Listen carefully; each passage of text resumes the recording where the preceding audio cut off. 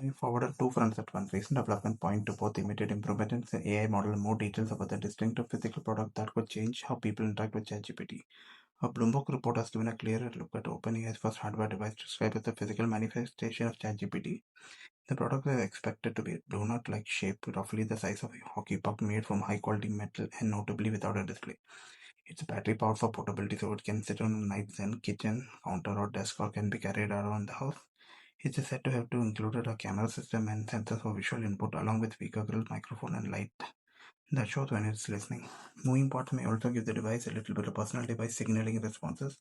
Pricing is expected to be between $300 to $400 higher than what typical smartphone speakers are, with a potential launch in 2027. OpenAI has indicated this would be the first of several of the devices. On the software side, they launched meaningful updates to GPT-5.6 and making it unlimited free for the base model for the free and go tier users. These moves highlight OpenAI's dual approach, improving access AI models while preparing premium hardware to put a model more deeply in everyday life. The doughnut-shaped speaker, if actually arrives, would move ChatGPT out of the app and browser into the tangible companion, while its model updates deliver practical gains in accuracy and usability right away.